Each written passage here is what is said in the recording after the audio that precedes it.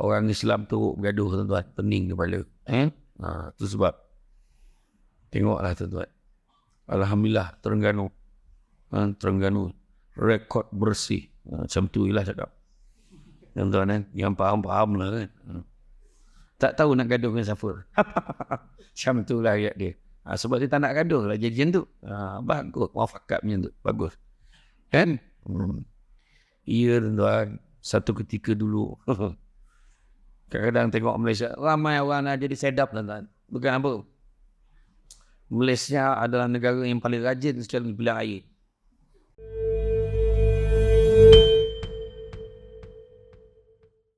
Syukur sangat-sangat. Syukur sangat-sangat pada malam ni dapat kita bersama setelah sekian lama tak jumpa. Dapat juga saya hadir pada malam ini. Meriah, ramai betul. Ramai. Cuma yang tak datang lagi ramai lah. Alhamdulillah tuan-tuan dan puan sekalian. Dunia ini sementara sifatnya. Dunia ini sementara sifatnya. Apatah lagi yang ada di dalam dunia. Waktu peristiwa Isra' wal Mi'raj, Nabi dalam salah satu peristiwa yang pelik itu, datang seorang perempuan tua bongkok 3, cuba menahan-nahan Nabi kan. Kata Jibril, itulah dunia. Dia kata kepada Nabi kita, wahai Muhammad, itulah dunia. Dah tua sangat dah. Tunggu masa nak kiamat. Hari ni macam-macam benda-benda pelik dah jadi. Benda-benda pelik dah jadi. Nak menunjukkan dunia dah makin tua. Tetapi kita dalam baki-baki, saki-baki kita berada dalam dunia ni, sebolehnya kita nak capai, nak kejar kebahagiaan yang diidam-idamkan. Bahagia tu tak naklah bahagia dunia saja. Nak bahagia di dunia dan juga di akhirat. Dan Nabi pesan,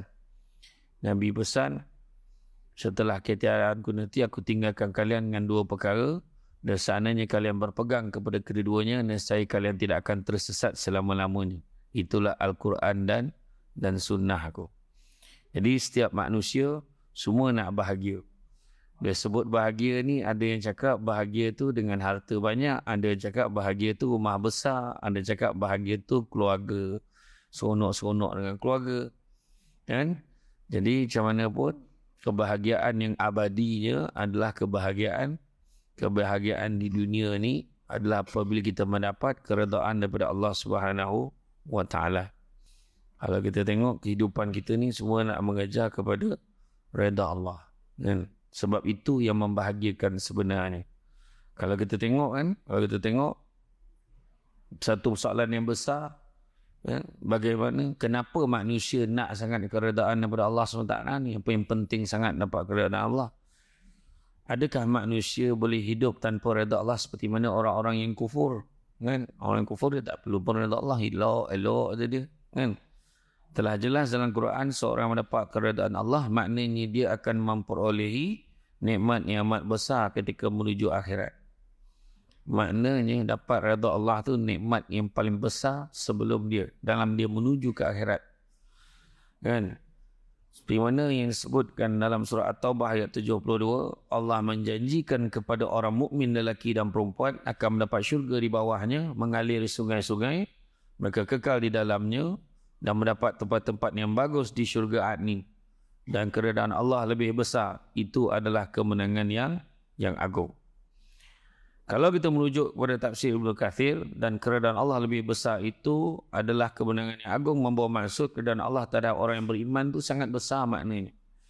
Kan? Lebih berharga daripada kenikmatan yang dimiliki di syurga.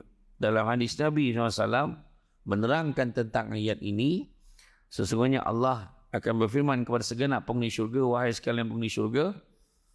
Kan? Maka dia jawab, bila panggil wahai sekalian penghuni syurga, dia pun menjawab, kami penuhi panggilanmu wahai Rabb kami, wahai Tuhan kami, dan kebaikan berada di tanganmu. Lalu Allah berfirman, apakah kalian tidak redha kepada aku? Allah Ta'ala tanya, apakah kalian tidak redha? Masa tu bila Allah Ta'ala panggil tu, dia nampak Allah semua sujud. Dekat syurga nampak Allah terus sujud. Allah Ta'ala tanya, kenapa kamu bersujud? Sesungguhnya di sini bukan tempat bersujud, di sini bukan tempat beramal. Dekat syurga dah tak ada dah nak cerita beramal. Tak ada siapa dalam syurga tanya Zuhur dah masuk belum? Tak ada. Kan? Kau dah sembahyang belum? Tak ada. Kan? Syurga dah tak ada apa-apa dah, tak ada masalah dah. Kan? Lalu mereka menjawab, mana mungkin kami tidak redha ya Allah dengan tak kau telah mengurniakan kepada kami sesuatu yang tak pernah ternampak dari mata, tak pernah terdengar ke telinga dan tak pernah terbayang ke hati. Macam itulah hebatnya syurga.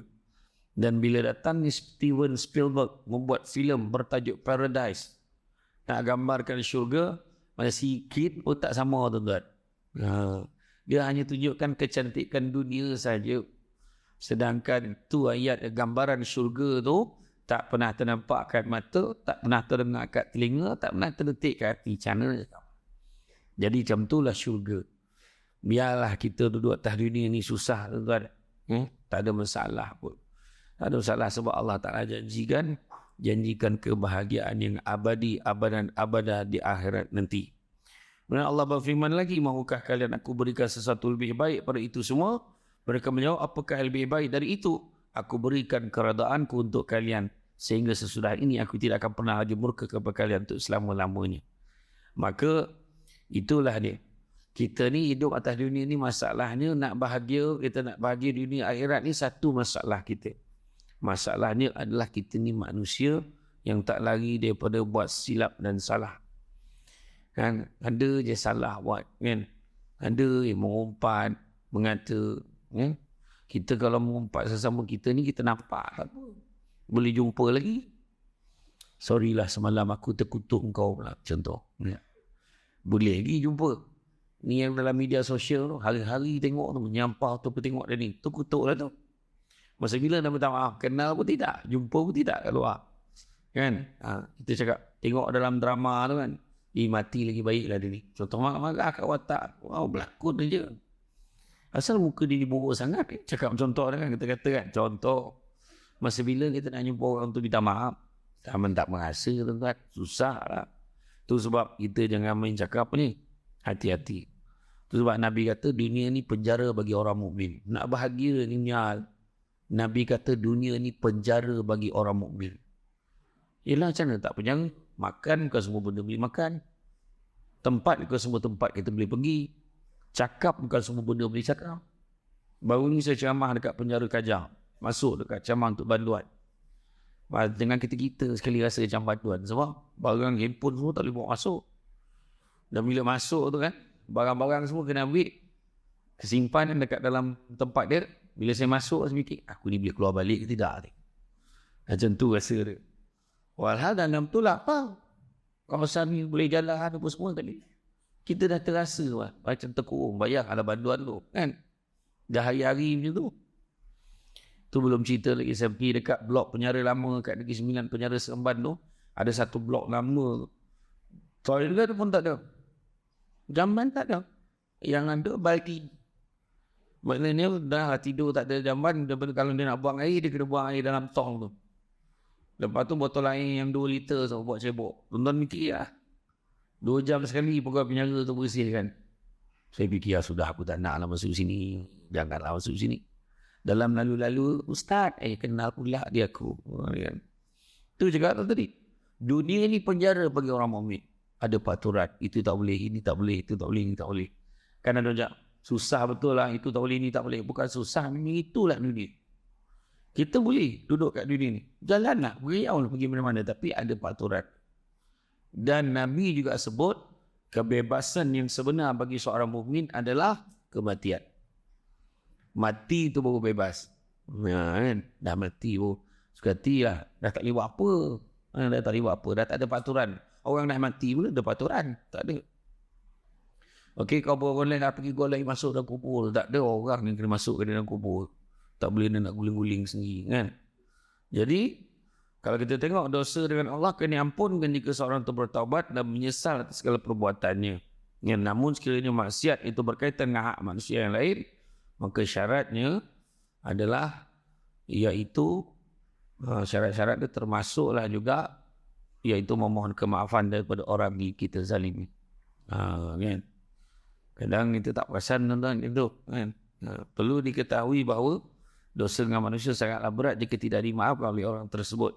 Sabda baginda Rasulullah SAW, barang siapa yang menanggung kezaliman dilakukan ke atas orang lain sama ada mengenai maruah dan kehormatan, maruah atau kehormatan atau apa-apa perkara lain mengambil harta orang lain, maka bersegeralah meminta keampunan sebelum datangnya masa tidak ada padanya wang ringgit atau emas perak untuk membayarnya. Hadis riwayat At-Tirmizi. Kan? Maknanya maruah dan kehormatan banyak tuan ni. Orang viral kan tentang orang lain. Jatuh maruah orang. Malu orang tu dan keluarga dia. Orang yang viral rasa seronok sebab dia orang yang pertama. Tapi dia tak sedar, sekejapan dia jadi jutawan dosa. Kan? Kira lagi baik kita share macam ni. Yang pasang tiang-tiang ni tuan-tuan. Ni semua jutawan pahala. Yang pasang tiang ni kan. Sebab dia share. Satu dunia boleh tengok. Kan? Orang lain pula. Share pula link tu bagi ke orang lain. Orang ni pula share lagi ke orang lain. Itu saya kata jutawan pahala tu. Daripada share benda-benda tak elok, baik-baik share benda-benda yang baik. Malahan seseorang boleh jadi muflis di akhirat nanti disebabkan dosa-dosa dengan orang lain yang pernah dizalimi ketika hidup atas muka bumi. Kadang tu pergi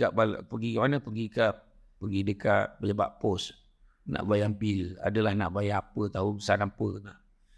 Dia tengok nombor 1105 kaunter 2. Kita punya nombor 3,000 lebih. Oi, 2,000 lagi. Aduh, sekali pandang dekat kaunter orang kampung. Kita lambai. Dia boleh. Kita pun datang. Orang yang lain ni tadi, yang lagi 1,000 nombor nak. Oh, aku dah lama tunggu dia sedap-sedap potong queue. Kalau orang tu tak reda, masuk kategori dia dizalimi. Itu tak sedap. Minta kerja. Orang tu layak, komplit, syarat-syarat dah dipenuhi tak? Kan? Dia minta kerja, nak sangat minta. Sekali orang yang tak cukup syarat pakai kabel. Kalau memang layak cukup syarat tapi pakai kabel, ambil hak orang lain. Dengan tahap dia tu tak layak. Contoh, kan? Sebab bapaknya ada kedudukan. Dia ajar anak tu boleh masuk satu kolej yang budak-budak pandai dengan tahap anak ni tak berapa pandai, bengak yang melantun-lantun. Kan? Ambil hak orang. Tak sedar. Contoh. Kan? Beli tanah. Kan? Dah elok dah sempadan. Tak ada sempadan tu. Waktu mana orang tidur, dia alih batu sempadan tu. Ambil hak orang. Zalimi. Banyak lagi lah. Malah nak cerita lah kan. Panjang lagi lah. Kalau kita senarai dengan tu sampai besok tak habis. Tapi maknanya menzalimi orang lain jadi muflis. Dia bukannya muflis sebab tak ada duit. Kan? Tapi muflis ni adalah apabila dia membawa pada hari akhirat amal ibadah, solat, puasanya, mengajinya, ibadahnya. Tapi dimufliskan dengan tindakannya. Mengambil hak orang lain, mengutuk orang, memfitnah orang dan sebagainya. Kata Imam Nawawi, bila seorang tu hendak minta dibebaskan daripada hak orang dizaliminya, jika berbentuk harta benda atau sejenisnya, maka dia harus mengembalikannya kepada orang yang diambil harta. Kedua, jika dalam bentuk tuduhan palsu atau seumpamanya, hendaklah dipulihkan namanya atau meminta maaf kepadanya. Dan jika ia berbentuk riba umpatan, maka dia harus minta dihalalkan. Minta maaf kepada orang yang pernah dizalimi lebih mudah jika kita mengetahui keberadaannya. Adapun sekiranya orang yang dicari tersebut tidak diketahui, maka para ulama telah menerangkan langkah-langkah bagi mengembalikan hak seseorang itu. Kan? Macam-macam lah. Kan? Cari atau sedekah.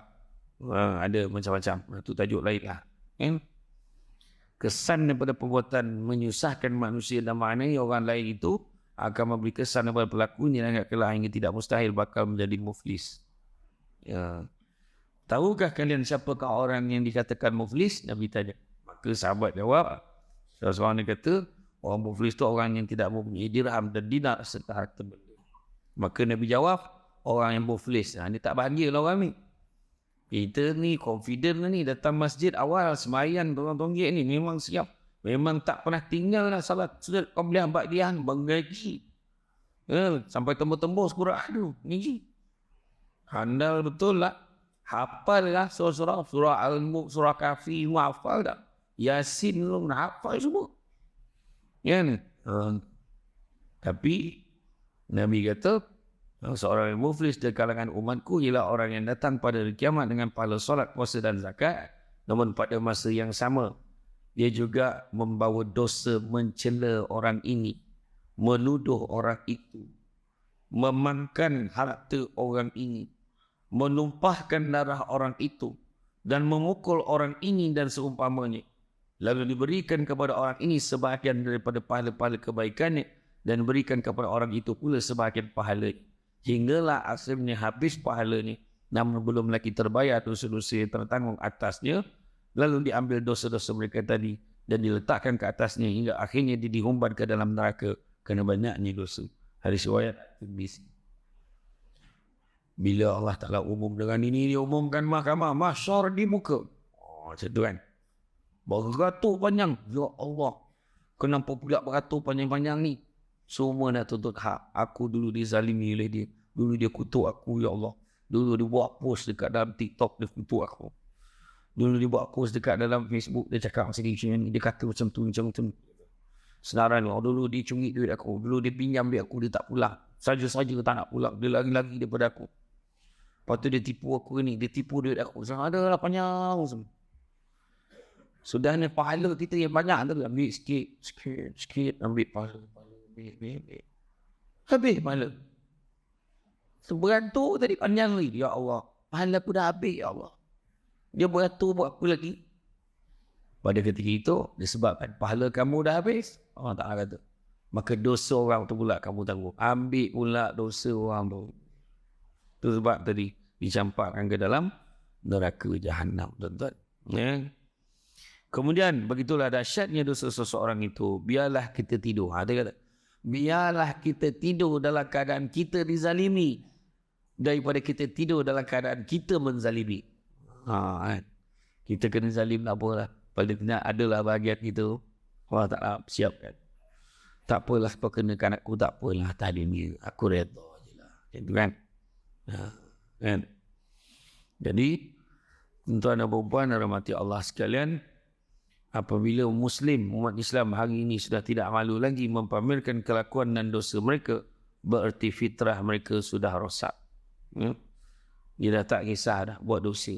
Jadi, dia rasa bahagia kata hari ni. Dia buat dosa pun tak ada apa. Okey, ada pelakon tu tanya saya. Pelakon terkenal juga, dia tanya saya. Berlakon drama, tapi produser tu, pengarah tu nak dia penghayatan dia kena pegang dan peluk pun buat. Boleh tak Ustaz? Dia tanya, kau tahu kan jawapannya boleh tak boleh? Kau tak payah tanya aku. Boleh tak boleh? Yalah tak boleh lah. Dia tahu pun. Tanya lagi buat apa? Tapi dia kata sebab penghayatan tak kira lah.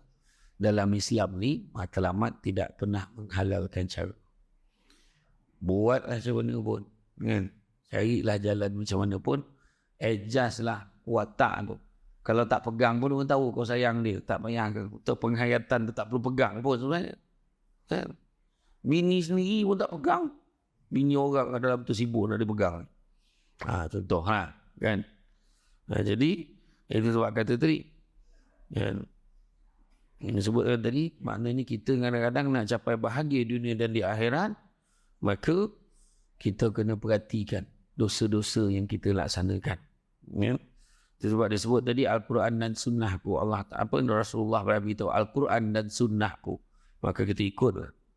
Jadi kalau nak bahagia dunia dan di akhirat, pertama berpegang teguhlah kepada Al-Quran dan hadis. Sebab kitab suci ini mengandungi pedoman hidup manusia di dunia. Maka bagi siapa yang pegang teguh pada Quran dan Sunnah, dadanya akan seselapang dan bersinar penuh dengan petunjuk dan cahaya kebahagiaan. Kan?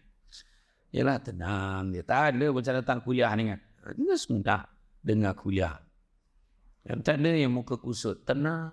Dia semua pandang, tenang. Kan? Kalau orang tu tengok pada mula sampai habis, biasa.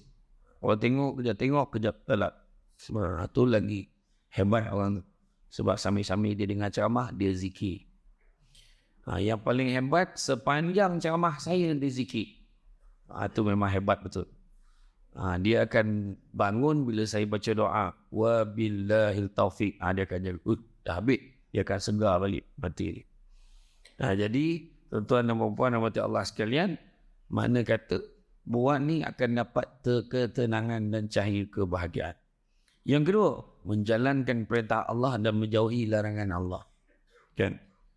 Bukan senang, dia memerlukan kepada kesabaran. Sabar ada 3 peringkat sabar. Pertama, sabar untuk taat perintah Allah. Bukan senang. Dah masuk waktu Allahu Akbar, Allahu Akbar. Maghrib lah. Kejar lagi lah. Dia tak sabar. Tu terlebih sabar. Kan? Boleh semayang dah. Boleh masuk semayang. Tak ada. Tengok TV dia. Dia tak sabar nak tengok TV. Kan? Kategori kedua. Bersabar meninggalkan larangan Allah. Dah tahu mengumpat tu berdosa. Tengah-tengah tu orang perempuan seni lah, perempuan tempat lain. Kau tahu tak? Dia bisik tu bayar. Kenapa? Seorang dia tanya. Dengar imam. Kenapa pasal imam? Kenapa dengan imam? Datang seorang tu, dia dah dengar ceramah. Dia dah tak nak ngumpat lagi dah. Dia pun tegur. Tak baiklah kita mengumpat. Macam kau tu baik sangat. Dah kena. Macam kau tu baik sangat. Yelah. Apa cerita? Dia join pula sekali. Contoh lah kan. Yang paling bagus sekali. Kalau dengar macam kau tu baik sangat. Ya, aku tahu aku ni tak baik. Tapi anggaplah ni usaha aku nak jadi baik. Macam tu cerita. Kan? Orang lelaki nak jadi baik. Sebelum ni tak baik, nak jadi baik. Abang, macam abang tu baik sangat. Dia kata, anggaplah ni usaha abang nak jadi baik. Lelaki 2-3 hari teruk kena balon tuan-tuan. Saya pun tak faham. Lelaki lain punya hal, kita yang kena. Asal buat hal, tanya pakai kereta apa. Buat hal, tanya pakai kereta apa. Ini Tesla. Aduh, apa ni boleh buat. Kan? Kan? Dia nak buat jahat ni tak kira Tesla tu kan. Azia pun jadi. Kan? Tapi itulah. Oh, lemah sangat berhukum. Yang komen-komen dalam tu semua marah macam tak fikir. Tak fikir panjang orang yang komen dalam tu marah-marahan. Kawan tu kahwin. Kan? Cuma memanglah ada kesilapan sikit. Yang jantan ni pun satu yang kau pergi share ke orang pun suruh. Kalau bahagia sangat dia diam sudah. Siap tunjuk pula pun lepas main subuh benda. Geram aku. Tak geram sebab kita kena lepas tu. Abang tengok ni. Terdarah kita pula ada babit ni kan. Sebenarnya idea kita ada dah tu. Nak buat semain subuh. Kan. Tak jadi dah orang lain nak buat. Dia viral kan pula. Kena balon tu kan. Balon. Jahat semua. Ini semua nafsu ni. Lihat Allah yang komen tu pula. Mana kau tahu apa sebab dia? Kan? Macam-macam. Adalah dia ujar 2-3 hari ni radio berbincang tajuk tu. Kan? Yang membincangkan tu lah yang tak apa-apa cerdik kan. Tu bening kepala. Kan? Sana ni. So, yang penting apa yang Allah Ta'ala suruh kita buat, Allah Ta'ala larang dengan kita buat. Hukum tak salah. Manusia tu lah mungkin ada kekurangan. Itu jelas. Kan?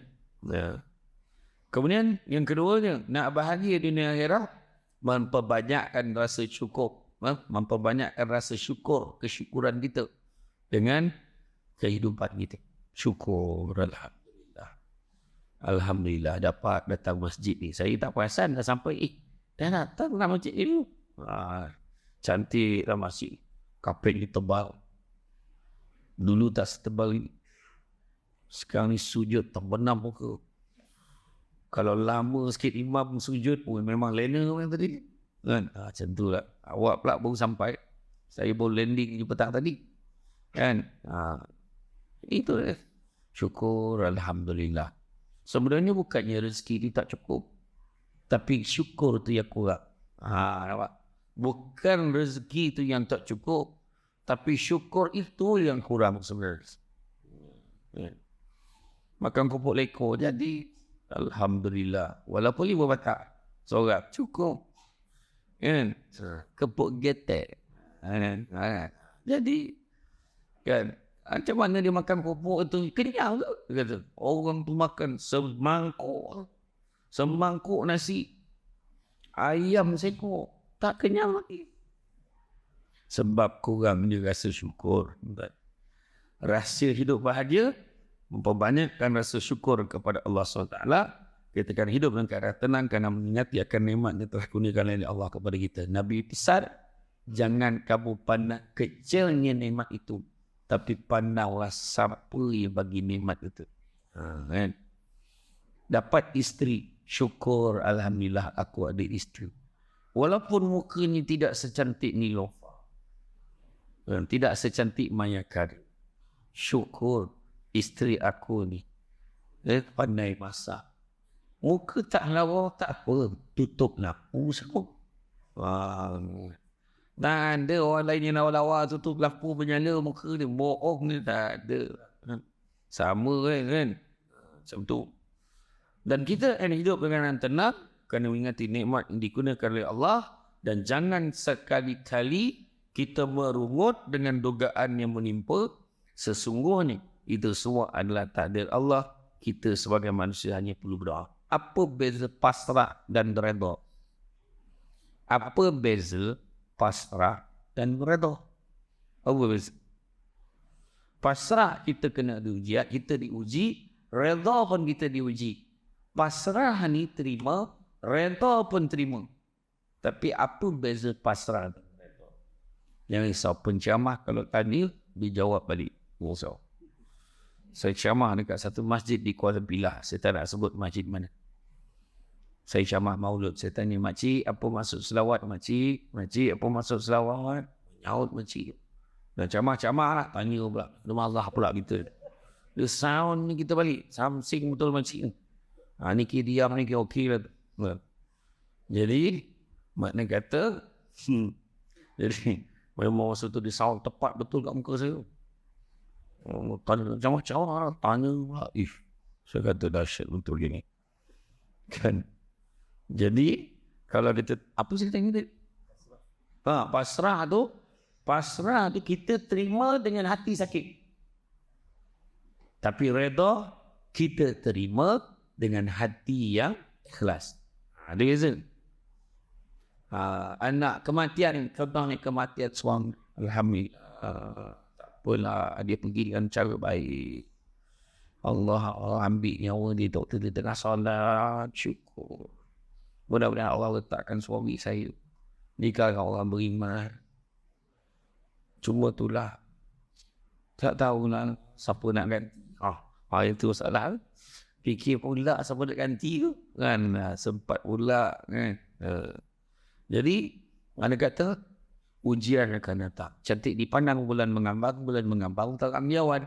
Kalau ada hidup namanya orang, takkan lari daripada ujian dan dugaan. Tentu ada ujian. Kan? Semua orang nak bahagia. Tetapi, segala sesuatu pasti ada tanda. Demikianlah orang yang nak bahagia di dunia dan di akhirat, sudah tentu ada tanda-tanda. Apa tanda-tanda orang bahagia di dunia akhirat ni? Disebutkan di dalam surah Al-Mu'minun ayat 1 hingga 9. Yang mana artinya, sesungguhnya beruntunglah orang yang beriman, iaitu orang yang khusyuk dalam sembahyangnya, dan orang-orang yang menjauhkan diri dari perbuatan dan perkataan yang tiada berguna, dan orang-orang yang menunaikan zakat, orang-orang yang menjaga kemaluannya kecuali terhadap isteri-isteri mereka, maka sesungguhnya mereka dalam perkara ini tiada tercela.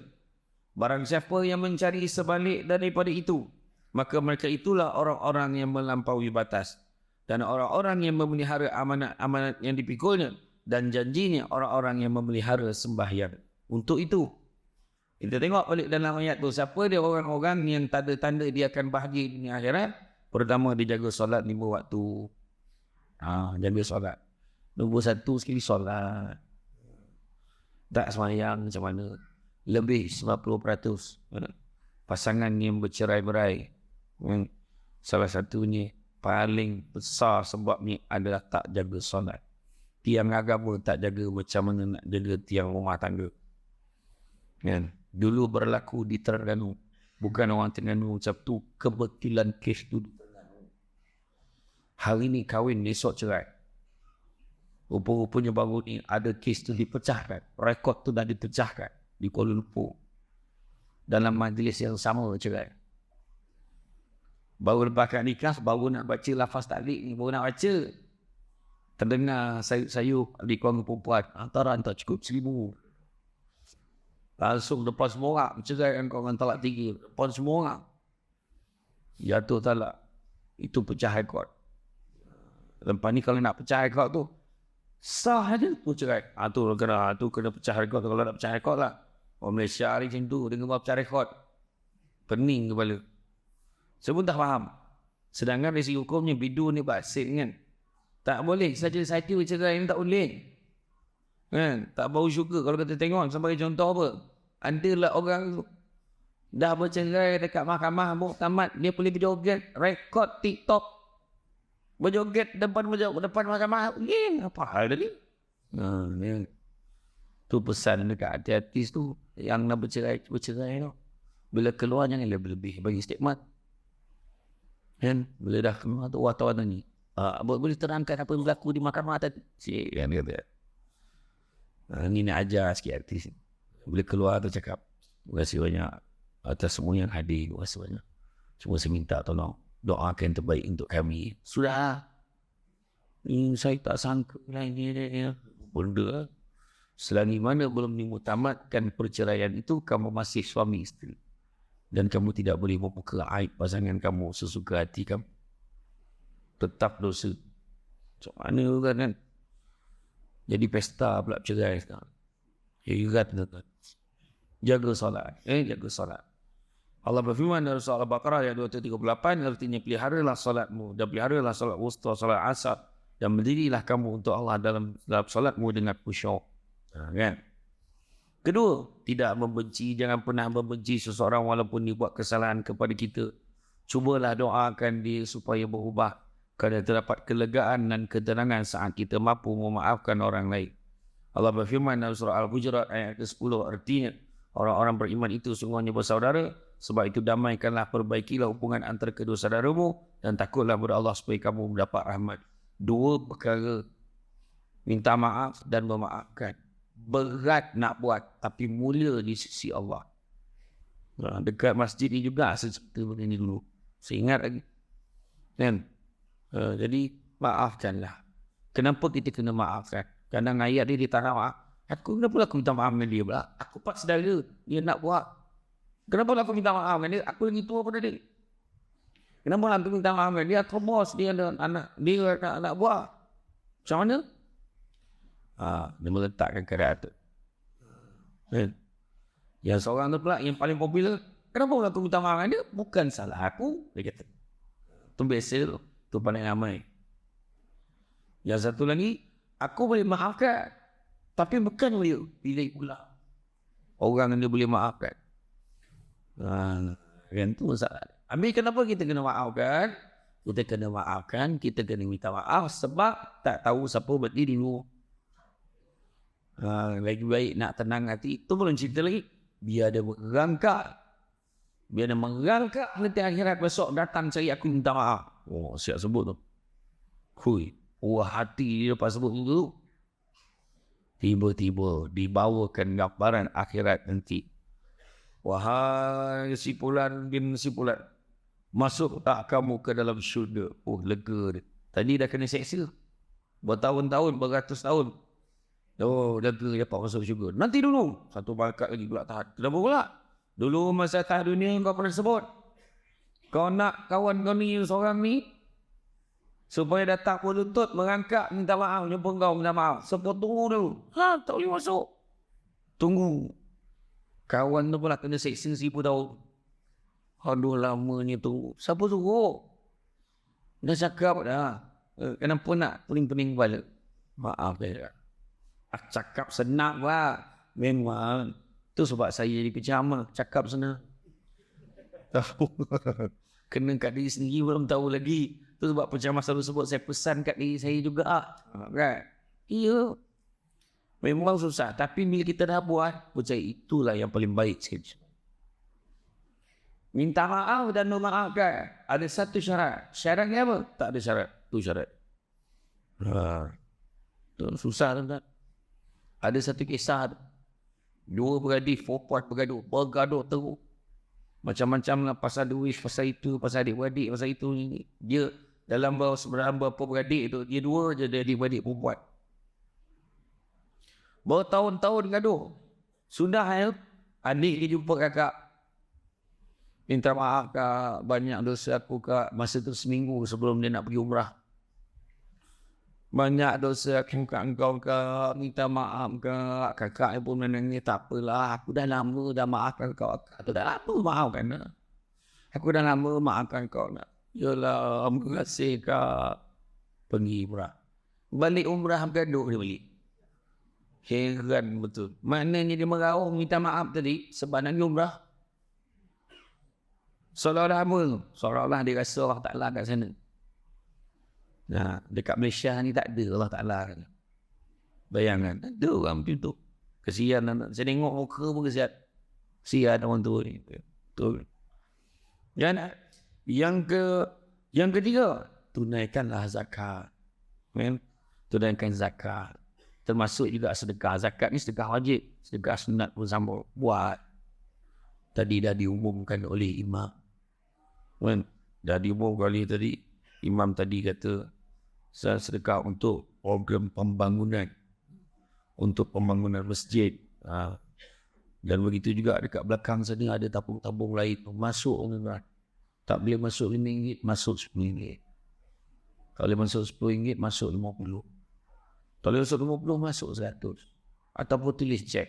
Kalau yang paling grand sekali, jangan tulis apa-apa dekat cek. Sign saya siap. Tak tahu. Yang confident tu sebab dia tahu dalam beg mana tak ada apa.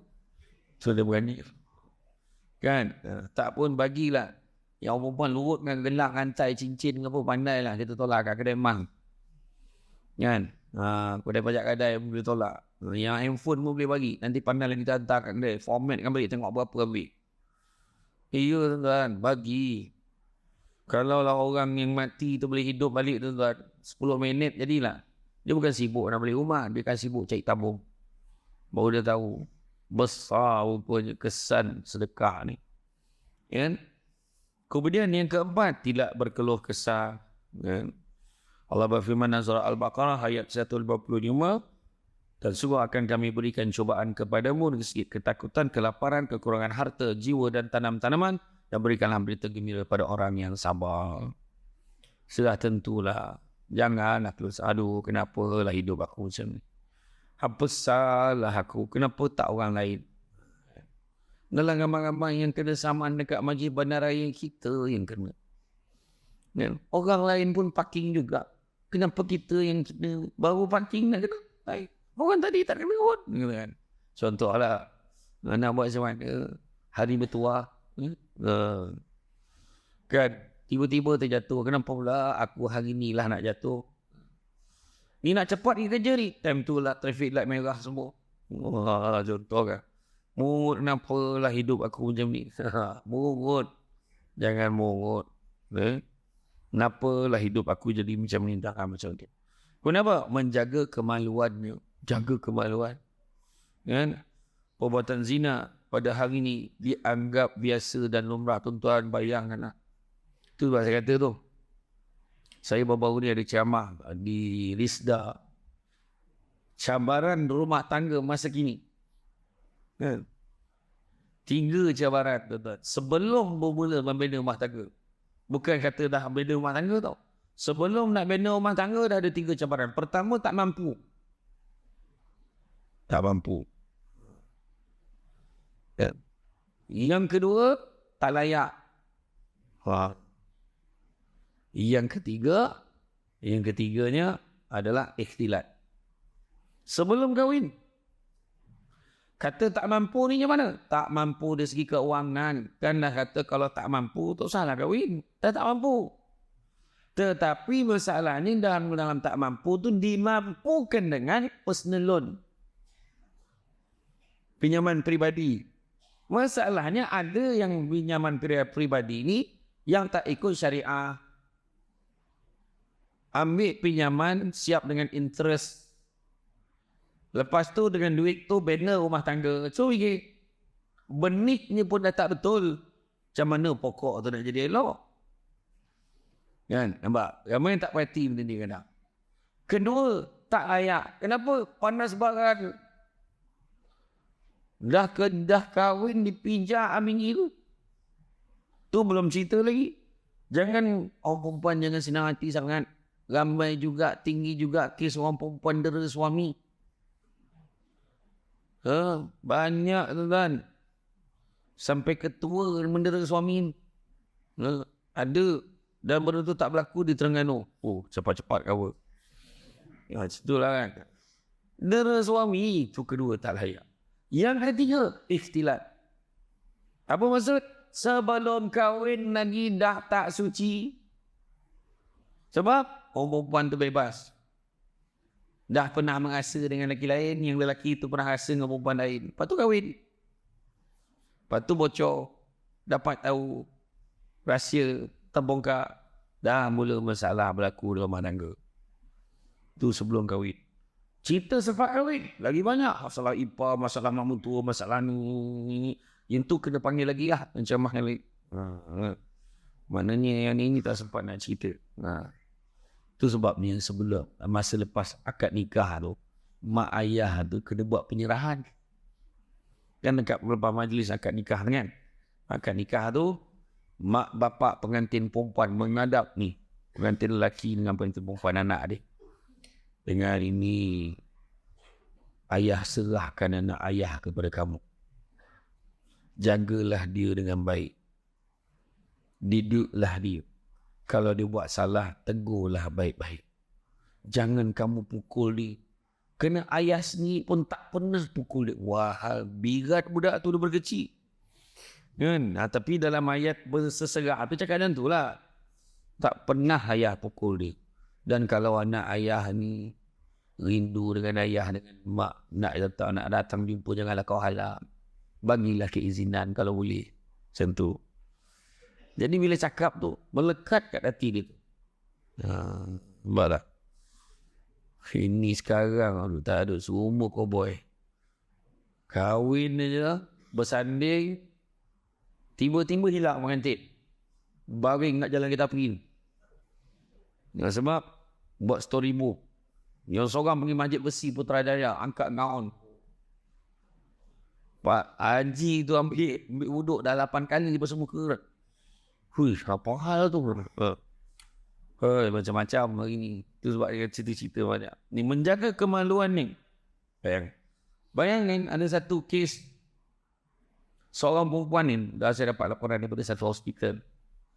Dia melahirkan anak luar nikah yang ke-7 dalam rumah dia. Maknanya dia dah bela 7 orang anak luar nikah, termasuk yang ke-7. Pegawai akhlak di hospital tu tanya, kenapa boleh jadi lagi? Yang ni dah janji dengan saya, dia nak tanggungjawab. Cerita betul tu, pelik betul lagi ni. Macam tak ada apa-apa je. Mak cakap apa? Tu belum cerita lagi, mak dengan anak melahirkan anak pada hari yang sama. Mak dia dengan anak perempuan melahirkan anak pada hari yang sama, hasil perbuatan lelaki yang sama. Cerita betul tu. Maka saya buat cerita, anak tu jadi apa? Dia tu sesama dia dua budak ni, adik-beradik ke apa saudara? Oh, lagi teruk daripada keluarga nombor 9. Tengok, dia cakap tu, keadaan dia macam tu. Ni, tak jaga kemaluan ni. Tuan-tuan ingat tak kes baru ni? Yang di Selangor tu. Yang bunuh, bakar. Ingat tak? Bukan girlfriend dia pun. Bukan girlfriend dia. Skandal tu. Yang lelaki tu ada boyfriend lain. Yang perempuan tu, yang lelaki tu ada girlfriend lain. Yang perempuan tu ada boyfriend lain. Tapi dia dua orang ni dah buat seks dekat tempat bakar tu. Tu lah tempat dia buat projek. Macam mana tu? Lepas tu, dah lah bunuh. Belah perut budak tu, keluarkan janin yang 4 bulan, buat, bakar. Esok datang lagi bawa petrol, bakar lagi. Cuba fikir. Puncanya apa tu? Zina tadi. Cakap apa? Kan? Tu sebab ada peraturan sekarang. Kan? Tak boleh lagi hantar mesej honey link dear baby. Betul. Dekat tempat kerja tak jaga. Ni yang bos ni tak jaga. Apa? Suami you tak ada. Bolehlah kita tidur sama malam ni. Hantar mesej macam tu. Lepas tu hantar gambar-gambar. Hantar video. Yang gambar ni lah. Gambar yang tak elok ni. Yang perempuan tu sebab saya pesan orang perempuan jangan diam. Jangan diam. Orang perempuan kena jawab. Boleh tak jangan hantar mesej macam ni? Kerana kalau awak hantar mesej macam ni, makna awak tak hormat kat suami saya, tak hormat kat mak ayah saya, tak hormat dekat saya. Jawab ni. Tapi dia bos, peduli lah. Bukan dia bagi rezeki. Kena jawab. Banyak kes tak jawab, bila diam, suami terjumpa mesej tu. Kenapa kau diam? Kau setuju ke? Itu isu dia. Banyak tu kan. Berapa banyak dekat bandar-bandar besar ni, kan? Dekat pejabat-pejabat, dia ada lunch husband. Kawan pejabat makan sama-sama. Dah mesra, baik, rapat. Mula-mula makan, lama-lama check in. Ya tuan-tuan. Banyak sangat. Ni baru ni kira kan pelik dekat Mekah macam ni. Aduh, kan dia kata kan. Entahlah tuan-tuan. Dia tak iya pula bila fikir kat Mekah siapa nak check. Kan orang ramai penuh, semua hotel tu tak tahu siapa. Tahir tak tidak atau lelaki bini tak tahu. Mana kita tahu. Pening tuan-tuan. Hari ni. Jadi itu sebabnya Allah berfirman dalam surah Al-Ma'arij ayat 29 dan 31, dan orang-orang yang memelihara kemaluannya kecuali terhadap isteri-isteri mereka, maka sungguhnya mereka dalam hal ini tiada tercela. Barang siapa mencari sebalik ini, maka itulah orang yang melampaui batas. Yalah, mau tak melampaui batas lah. Kan? Rata babik benda-benda yang pelik-pelik. Tu belum cerita gila lelaki dengan lelaki. Belum cerita perempuan dengan perempuan. Siap sekarang ni dalam, cuba tengok dekat dalam movie-movie yang luar negara sekarang ni, yang tersiar dekat TV yang berbayar ni, bayaran berbayar berbulan-bulan tu. Saya tak nak sebut nak, dia tak tanya camah kita malam ni. Kan? Tunjuk ni, lelaki dengan lelaki bercium apa semua. Dan nak tengok kok mah. Lelaki tu berpeluk, lelaki tu siap sarung cincin kat lelaki yang satu lagi. Tak pening kepala. Dua-dua handsome, badan sadar. Wah, macam mana tu? Malu dengan kambing. Kenapa malu dengan kambing? Kambing pun kenal jantan betina. Kau yang manusia ni tak kenal. Kenapa? Macam tu lelaki kan. Operate nak jadi perempuan, pergi Thailand, operate untuk maklumat tuan-tuan perempuan. Beribu dah orang Malaysia anwati sana. Semua dah elok senapang sibuk nak buang. Bila buang senapang darah tak berhenti pula keluar. Jadi dia dah sign lah. Takkan tanggungjawab atas skandal kecederaan, kematian semua. Dia sign. Lepas tu bila dah hati, ingat tanam elok macam kita. Tak ada tuan-tuan kat sana. Bakar. Sama dengan kapil tu. Macam ni tuan-tuan. Itu kata melampaui batas tadi. Kemudian, bersikap rendah hati. Tu tanda-tanda lagi. Sikap rendah hati, jangan sombong. Jangan belagak. Dalam hidup ni akan ada orang lain yang peduli pada kita. Kan? Ada orang yang tinggi pencapaiannya. Ada orang hidupnya senang. Ada juga orang yang susah. Dalam istilah lain, ada orang yang berkecukupan. Ada orang yang tidak berkecukupan. Kalau dirimu tergolong dalam golongan orang berkecukupan, tanamlah sifat rendah hati supaya terhindar dari sifat sombong yang merugikan. Kalau kita rasa cukup, Alhamdulillah. Allah uji muda dengan tua, sehat dengan sakit, lapang dengan sempit, hidup dengan mati, kaya dengan kecukupan. Bukannya dengan miskin. Ya, itu sebab ada orang kaya tapi tak cukup-cukup. Yang ketujuh, selalu memberi. Ingat tabung tadi, beri. Kan? Dalam hidup kan selalu orang lain akan memerlukan. Jadi kalau dia memerlukan, bagilah. Dan Nabi sebut tangan ni di atas. Lebih baik bertangan di bawah. Dan kemudian hindari permusuhan. Elakkanlah bermusuh satu dengan yang lain. Sudah-sudahlah. Sudah-sudahlah bermusuh-musuh. Kan? Ya. Orang Islam tu gaduh tuan-tuan. Pening kepala. Itu sebab. Tengoklah tuan-tuan. Alhamdulillah Terengganu. Terengganu. Rekod bersih. Macam tu lah cakap. Tuan-tuan kan. Yang faham-faham lah kan. Tak tahu nak gaduh dengan siapa. Macam tu lah ayat dia. Sebab dia tak nak gaduh lah jadi macam tu. Bagus. Muafakat macam tu. Bagus. Kan? Ya tuan-tuan. Satu ketika dulu. Kadang-kadang tengok Malaysia. Ramai orang nak jadi sedap tuan-tuan. Bukan apa. Malaysia adalah negara yang paling rajin sekali pilihan air. Kalau tuan-tuan buat tahun depan nak pula nak pilihan air nak pergi Sabah lah. Tak silap saya lah. Ni yang air kecil ni satu hal lah. Jap pilihan air. Jap pilihan air. Pening lah. Lama-lama besok yang undi itu 60% ni. Tak lama besok tinggal 6 orang ni undi. Dah kan? Itulah tuan-tuan. Ingat rakyat suka sangat kejap undi. Kan? Ini pandangan saya lah. Cakap je tuan-tuan. Boleh baik-baik. Tu tanda-tanda je. Jadi, kita ni tak nak jadi orang yang melampaui batas. Jadi kita ni nak bahagia dunia akhirat, kena sabar.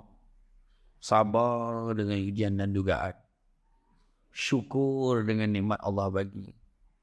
Kalau jadi apa-apa, percaya pada hikmah. Ada hikmahnya. Macam tu. Ada hikmah. Takkan tak belajar lagi. Ada hikmah. Tanam tebu di tepi rumah, cabut ubi sampai ke akar. Kalau hidup percaya pada hikmah, selaut garam terasa tawar. Ada hikmah. Keempat, rentau dengan ujian yang datang. Dan kelima, ikhlas dan melakukan satu perkara. Ikhlas ni buat sesuatu tidak mengharapkan balasan. Buat imma, terima kasih pun tidak diharapkan. Tapi orang Malaysia ni dia pelik sikit. Aku tolong dia ikhlas, dia terima kasih pun tidak. Kan pelik tu. Mana tak ikhlas lah tu. Tapi kalau lebih mendalam lagi ikhlas ni apa? Yang lebih mendalam lagi, membuat sesuatu tidak mengharapkan pengiktirafan manusia. Yang diharapkan hanyalah ganjaran daripada Allah Subhanahu Wa Taala semata-mata. Tak dapat naik pangkat tak apa, tak dapat duit tak apa, tak kaya tak apa, tapi nak pengiktirafan daripada Allah Subhanahu Wa Taala.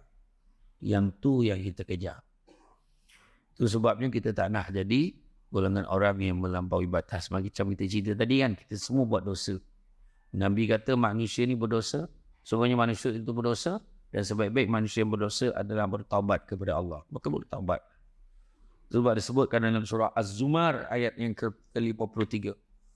Allah beritahu, Qul ya ibadiyallazina asrafu ala anfusihim. Wahai hamba-hamba yang melampaui batas atas diri mereka sendiri. Melampaui batas bukan orang lain buat kayak gitu. Dia sendiri buat. Melampaui batas atas diri mereka sendiri. Macam-macam dosa buat. La taqnatu min rahmatillah. Jangan putus asa dengan rahmat Allah. Innallaha yaghfiru dzunuba jami'a. Sungguhnya Allah nak ampunkan dosa-dosa kesemuanya. Innahu huwal ghafurur rahim. Sungguhnya Allah Maha Pengampun lagi Maha Penyayang. Jadi, mana kata kita ni minta ampun dengan Allah. Allah nak ampunkan dosa-dosa kita. Sedar aku ni melampau betul lah. Kenapa lah aku buat perangai macam tadi ni? Minta ampun dengan Allah Ta'ala. Dan begitu juga dalam surah Asy-Syura ayat yang ke-20 Allah bagi tahu. Barang siapa yang menginginkan keberuntungan, barang siapa yang mengejar keberuntungan akhirat, nescaya kami akan tambahkan keberuntungannya itu. Dan barang siapa yang mengejar keberuntungan dunia, nescaya kami akan berikan sebahagian saja daripada keuntungan ini itu, dan tak akan ada satu bahagian pun untuknya di akhirat kelak. Jadi, mana kata, kejarlah keuntungan akhirat. Kejar akhirat, dunia pun dapat. Contohlah aku ingat aku nak, dah tua-tua ni nak tumpu pergi masjid ni. Pergi masjid, semayang, kuliah duha, kuliah maghrib, kuliah subuh. Tiba-tiba anak bagi hadiah. Bah, ambil ni bah. Ni kereta ni saya beli. Kita orang kumpul duit adik-beradik bagi hadiah kereta. Dapat juga dunia. Dapat juga kereta. Kemudian dapat duit belanja bulan-bulan. Anak 10 orang. Seorang bagi 500. Tak 5,000. Pula. Macam tu. Maknya hantar mesej dalam grup tu, masih ada anak-anak yang belum bayar duit bulan ini. Sila abaikan sekiranya bayaran telah dibuat. Laju masuk sentuhan. Kan? Jadi makna kata kejar akhirat, dunia pun dapat. Tapi kalau kita kejar dunia, takut dapat sikit saja, sebahagian saja. Dan akhirat langsung tak dapat apa. Rugilah kita tuan-tuan dan puan-puan. Jadi tuan-tuan, itu yang tadi cerita pasal sumbangan masjid tadi. Termasuk juga dekat belakang tu, ada juga kutipan derma untuk surau Darul Atik Dawah Center Kampung Gemuruh.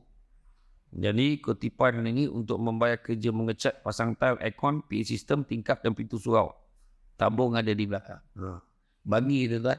Bagi. Mana tabung-tabung yang nak tu bagi. Kan? Pagi-pagi transfer. Apa lagi? Bagi. Transfer. Jangan ngantuk-ngantuk tu. Tengok betul-betul. Takut terlolak, send. Habis duit tu. Kan? Lepas tu tengok, seberapa transfer tu tadi? Jumpa balik imam.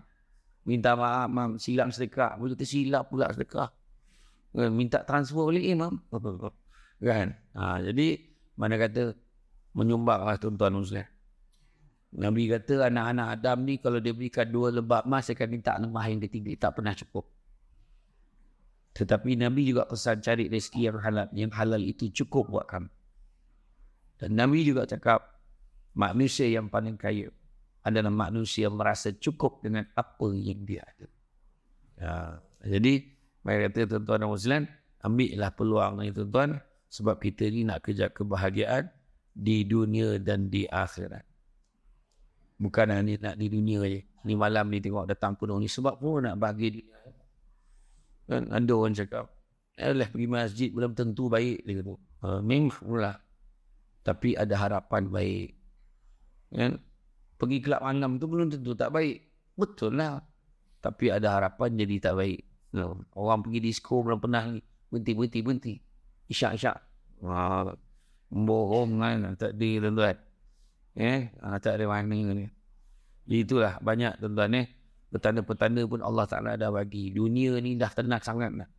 Memang tunggu masa nak kiamat. Tanda makin hari makin banyak. Makin hari makin banyak tanda. Antaranya Nabi sebut tanda-tanda akhir zaman ni. Urusan umum diberikan kepada mereka yang bodoh. Orang tak ada ilmu, dia bagi urusan tu kat dia. Susah. Macam mana benda ni? Kalau bagi orang yang tak tahu matematik, tak menimbang lagi. Mengira tak mana jadi menari. Itu salah satu tanda tu. Kan?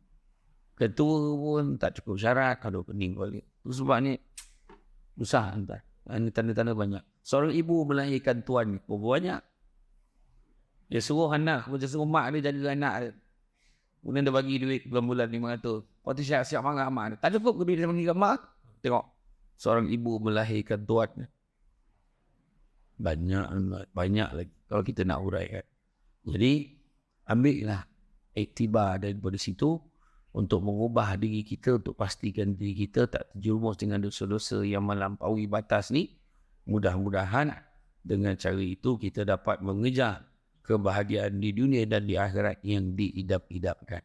Jadi tuan-tuan dan puan-puan sekalian, cukup sekadar itu. Cukup sekadar itu. Sebab saya faham cara renungan dan terungan itu saya faham.